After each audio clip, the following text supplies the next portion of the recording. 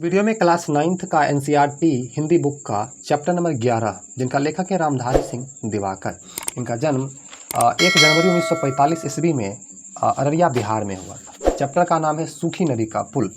और हमको बता दें कि इस वीडियो में हम आपको प्रश्नोत्तर बताएंगे। टोटल इसमें 11 प्रश्न है और सभी का उत्तर हम इसी वीडियो में आपको बताने वाले हैं। तो चलिए शुरू करते हैं और फर्स्ट क्वेश्चन देखते हैं। आप लाइक कर दीजिएगा। देखिए, स्टेशन के बाहर लगी जीप को देखकर लीलावती के मन को ठेस क्यों लगी? उत्तर होगा, लीलावती को यह आशा थी कि मुझे लेने गांव से बहुत लोग आए होंगे, लेकिन गांव के सभी लोगों की जगह केवल भैया भतीजे सुरेश नरेश और एक अपरिचित को देखकर वह कर्तव्य विमूढ़ हो गई। अपनी आगवानी में इन सब को आया देख लीलावती को ऐसा लगा जैसे सूखी प्यासी धरती पर बादल बरस गए हों, क्योंकि उसे उम्मीद थी कि उसकी आगवानी में वही गांव की पुरानी टप्पर वाली बैलगाड़ी या ओहार वाली बैलगाड़ी आई होगी। लेकिन बदलते समाज के बदले वातावरण से वह खिन्न थी। उसे इसी कारण ठेस लगी। दूसरा प्रश्न है, गांव शहर से किस प्रकार भिन्न होता है, वर्णन करें। उत्तर होगा, गांव सिर्फ अपने माँ बाप या भाई भौजाई का घर नहीं होता, पूरा गांव होता है।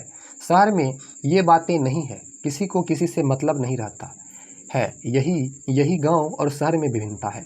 तीसरा प्रश्न है, बुच्चीदाय सुनने में लीलावती को आनंद तिरेक की अनुभूति क्यों होती है। उत्तर होगा, पिस्तौल जेब में रखते हुए नरेश को जब बुच्चीदाय ने टोका तो नरेश ने बड़े सहज ढंग से इसमें अचरज की क्या बात है बुच्चीदाय कहकर टाल देता है। इस बुच्चीदाय के उदाहरण में जो प्रेम आह्लाद की भावना है, उससे लीलावती को आनंद तिरेक की अनुभूति होती है। अगला प्रश्न, चौथा प्रश्न है, बुच्चीदाय को सबसे ज़्यादा किसकी याद आती है और क्यों। उत्तर होगा, बुच्चीदाय को सबसे ज़्यादा याद आ रही है सहेलिया माँ, क्योंकि माँ कहती थी कि सहेलिया माँ खवासी नहीं तुम्हारी दूसरी माँ है, इसी ने तुमको अपना दूध पिलाकर पाला पोसा है। पांचवा प्रश्न है, गांव में Lilavati phone fridge TV VCD की जगह क्या देखना चाहती है। इसका उत्तर होगा, लीलावती को आधुनिक विलासिता की सारी चीज़ें मुंबई में है। वह तो नैहर की पहले वाली असुविधाओं के लिए तरस रही है। सखी सहेलियाँ, नदी पोखर, खेत खलिहान, टोले पगडंडियाँ, नाथ बाबा का थान, राजा सलहेश का गहवर, बुढ़िया बाड़ी, ब्रह्म बाबा का मंदिर, यही सब देखने को लीलावती की इच्छा है। ठीक है, चलिए छठा प्रश्न है, प्रस्तुत कहानी में प्रयुक्त उन तथ्यों को एकत्रित करें जिससे ग्रामीण जीवन का चित्र उभरता है। उत्तर हुआ, कहानी में प्रयुक्त टप्पर वाली बैलगाड़ी या ओहार वाली बैलगाड़ी, नदी पोखर, खेत खलिहान, पगडंडी, नाथ बाबा का थान, काठ का पुल, ब्रह्म बाबा का मंदिर आदि का इतना सुंदर वर्णन है कि ग्रामीण जीवन का चित्र उभरता नजर आता है। सातवां प्रश्न है, बुच्चीदाय जब सहेलिया माई से मिलने पहुंची तो सबको अचरज क्यों हुआ, वहां के दृश्य का वर्णन करें। उत्तर होगा, सारे अवरोधों को पार कर जब बुच्चीदाय शादी के अवसर पर सहेलिया माई के आंगन में पहुंची तो सबको घोर आश्चर्य हुआ, क्योंकि वातावरण तो गोली पिस्तौल और मामला मुकदमा तक का हो चुका था। लेकिन बुच्चीदाय के पहुंचते ही सारा खवास टोली स्तब्ध रह गया। सहेलिया माई के सूखे स्तनों में जैसे दूध उतर गया आया। लीलावती सहेलिया माई के सीने में अपना चेहरा छिपाए देर तक सुबक सुबक कर रोती रही। बाढ़ के पानी से यह खबर पूरे सोलकन टोले में फैल गई। समूचे टोले के लोग लीलावती को देखने उमड़ पड़े। जिंदगी की ऐसी सार्थकता लीलावती को कभी महसूस नहीं हुई थी। भीतर जैसे आहद का सागर उमड़ रहा था। आठवां प्रश्न, चलते हैं आगे, तब तक आप लोग लाइक कर दीजिए।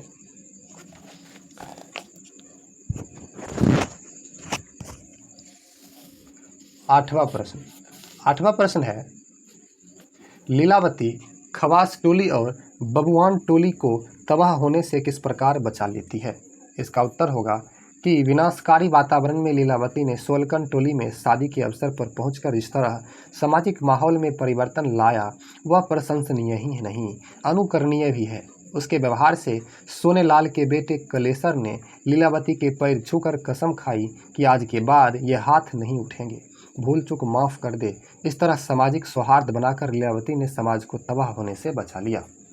नवां प्रश्न, लीलावती अपनी 5 एकड़ जमीन भैया को देकर सहेलिया माई के नाम करने का फैसला क्यों करती है। उत्तर होगा, लीलावती के विवाह के समय उसके पिता ने 5 एकड़ जमीन दान में दी थी। वही जमीन गांव की बिरादरी के बीच बैकवर्ड फॉरवर्ड की लड़ाई का विषय बन गया था।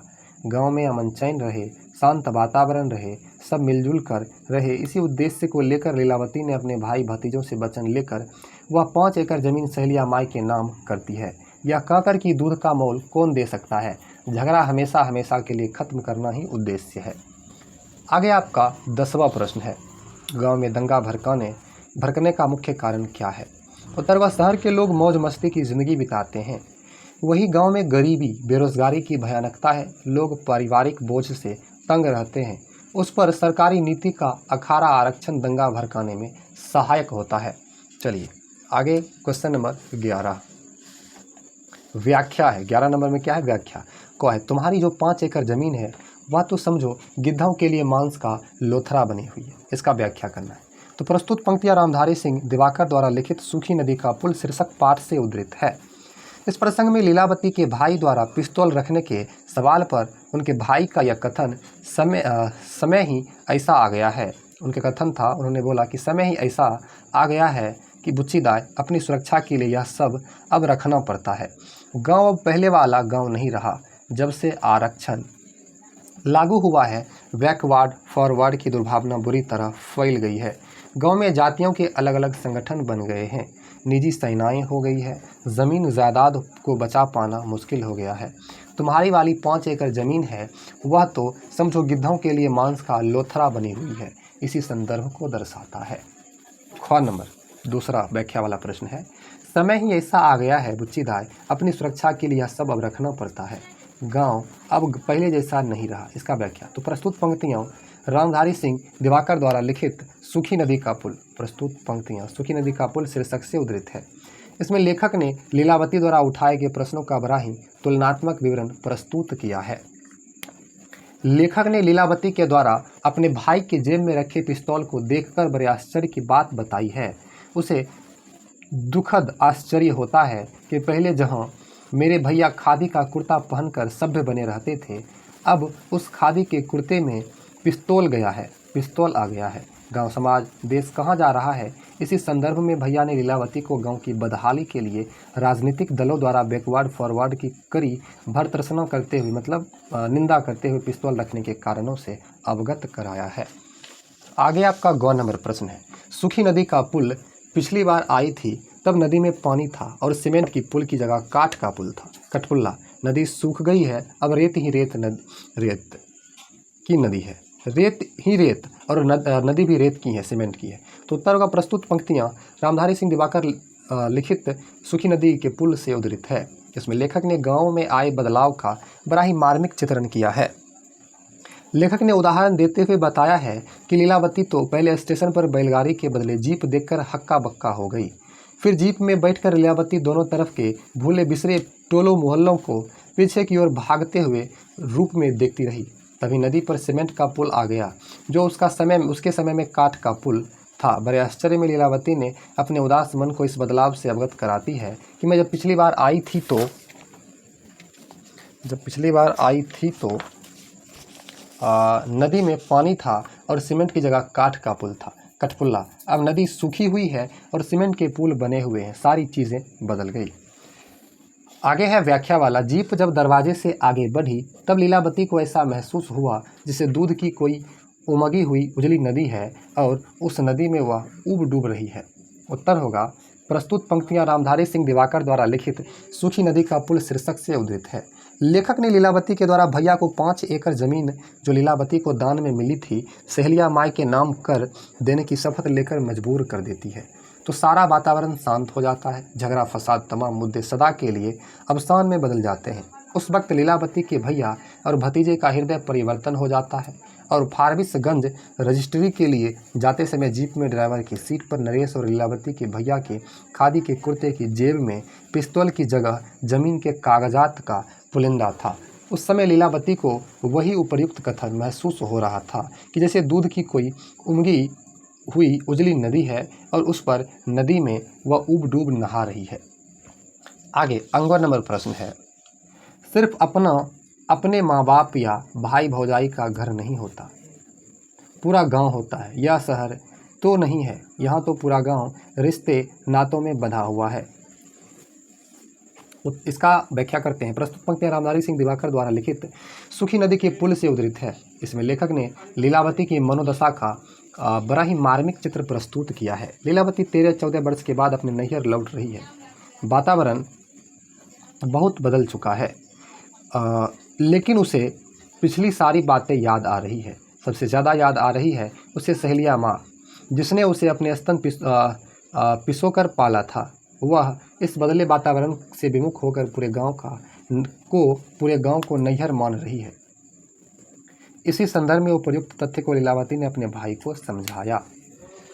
आगे 4 नंबर है व्याख्या वाला। विवाह को उल्लास भरे वातावरण में आंसुओं की यह गंगा यमुनी बाढ़, इस बाढ़ में किसका कितना कुछ डूबा वह कौन जाने। तो उत्तर का प्रस्तुत पंक्तियां श्री रामधारी सिंह दिवाकर द्वारा लिखित सुखी नदी का